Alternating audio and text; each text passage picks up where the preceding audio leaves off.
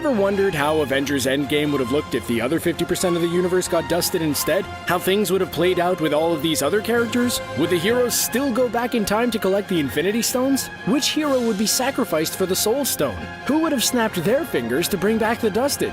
Well, let's take a look at how Endgame could have been if the other 50% were dusted. So imagine this. Thanos snaps his fingers, and Captain America, Thor, Black Widow, Bruce Banner, War Machine, Rocket Raccoon, and Okoye all get dusted in Wakanda.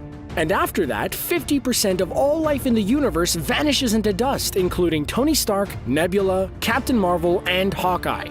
And now we can have fun and talk about how Avengers Endgame would have played out if the other 50% got dusted instead. A few ground rules before we start. First thing, Thanos didn't get dusted. He had all 6 stones, so they protected him from getting decimated. The second rule is Ant-Man. During the snap, Scott Lang was inside the Quantum Realm, which is a separate dimension in the multiverse. Thanos wiped out only half of all life in the universe, so in theory, Scott Lang was exempted from the snap since the Quantum Realm is its own dimension. But to keep it fair and interesting, in this version, Ant-Man will also be one of the dusted.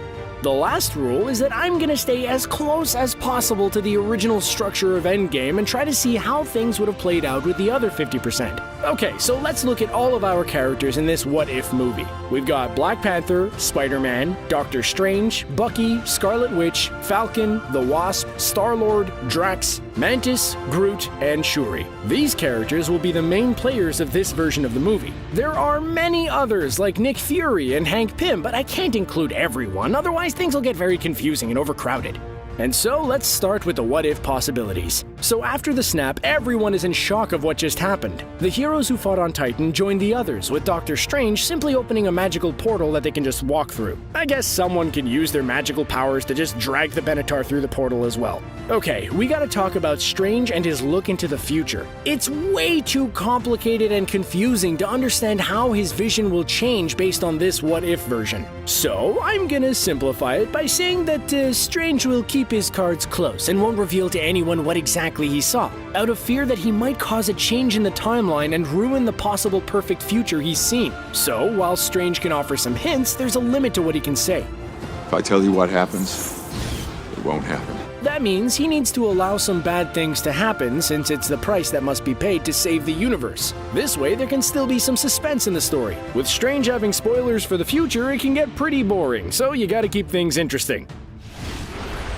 Like in the original movie, the heroes will travel to the garden to confront Thanos. Clearly, without Nebula, it'll be harder to find the planet, but from what we saw in Endgame, when all 6 stones are used, they send powerful cosmic energy through the universe, which can be located. Between all the geniuses that weren't dusted and the magical powers of Strange, they could figure out Thanos' location.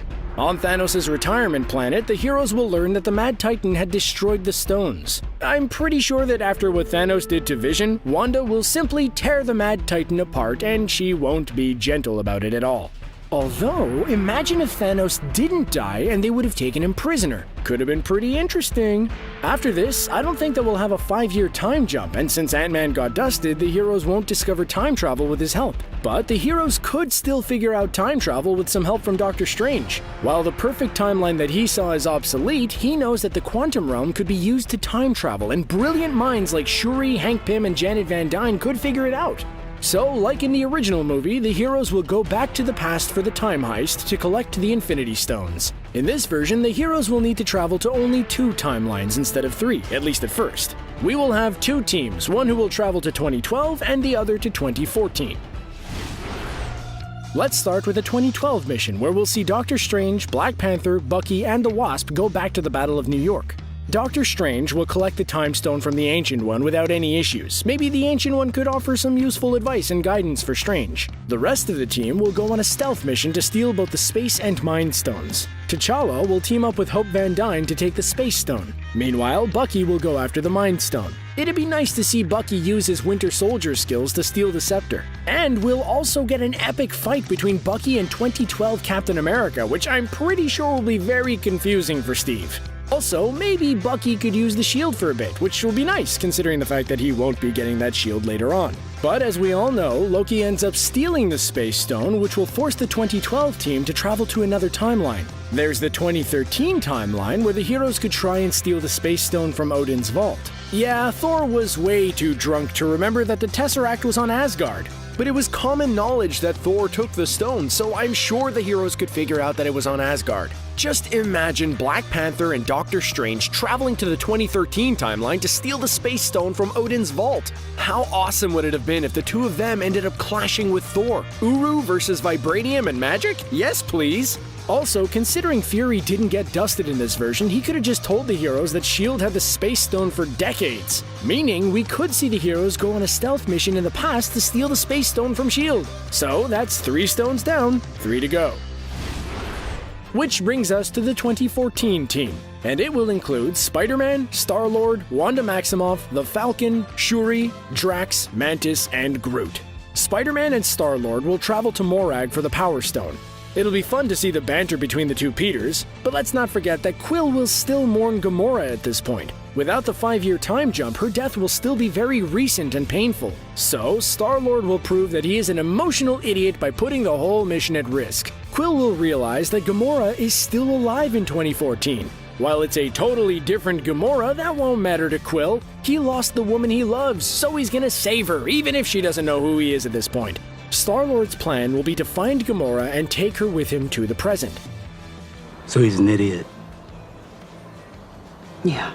And so, after the two Peters collect the Power Stone, Spider-Man will go back to the present, but Star-Lord will stay behind. Quill could steal the Milano from his younger self to achieve his mission, but his attempt will, of course, go terribly wrong. One thing will lead to another, and Star-Lord will be captured and delivered to Thanos. We'll get back to what happened to Star-Lord later. In the original film, Thor and Rocket traveled to the 2013 timeline to collect the Reality Stone, but I don't think it'll be needed in this version. Instead, Wanda, Sam, and Shuri will travel to nowhere. Why would he go to nowhere? Because for years, the Reality Stone's been safely stored there with a man called the Collector. The Guardians knew that the Collector had the Reality Stone. They themselves tried to steal it from him in Infinity War. As for how he'll get there, they could use the Benatar, or maybe Shuri will build some Wakandan spacecraft. It'll be nice to see these characters go to space, especially Shuri, who could get some inspiration from what you'll see on the mission. And then there's the Soul Stone.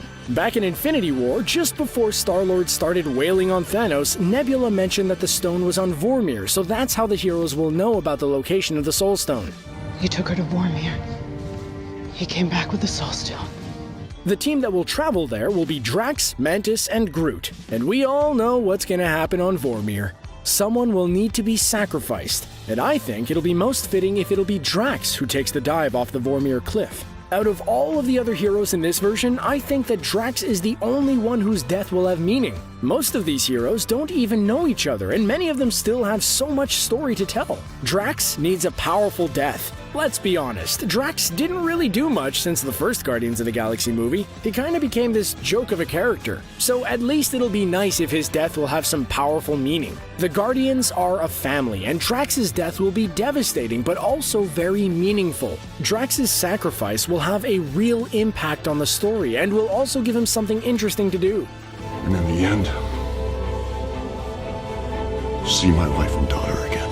And so that is 6 stones collected. But let's not forget about Thanos, who will need to travel from the 2014 timeline to the present. Well, I guess it's a good thing that Star-Lord got captured in 2014. Thanos will torture Quill and learn about his own future.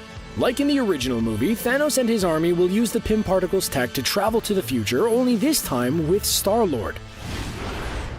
But before Thanos attacks, we need someone to snap their fingers and bring back all the Dusted back to life. Without Hulk, Thor, or Captain Marvel, we don't have many heroes who could survive the devastating energy of the stones. Doctor Strange is a possible candidate, but he isn't as durable as Thanos and Hulk, and both almost died after using all 6 stones. I think it'll make the most sense if Wanda will be the one that snaps her fingers. Her powers come from the Mind Stone, so there's some cosmic connection there. While Wanda is far from being invulnerable, she is extremely powerful. Wanda was able to destroy the Mind Stone, so maybe she can also use her powers to endure the energy of the stones. Also, the gauntlet will be made from vibranium, and maybe Shuri can add extra layers of protection from the extreme cosmic radiation of the stones. Plus, maybe Strange can add his magic for extra protection. Or who knows, maybe they'll use Pym particles to make the gauntlet really tiny. Would that minimize its radiation? Regardless, Wanda will be the one that brings back all of the Dusted. She will survive the snap, but the energy of the stones will have everlasting effects on her. After this, Thanos will attack and the final battle will begin. The heroes will clash with Thanos as we will get ready for the Dusted to show up. During the battle, Star-Lord will be able to convince Gamora to turn on Thanos and help save the day. And it will all lead to the portals scene. Yes! And this was how things could have played out if the other 50% were Dusted.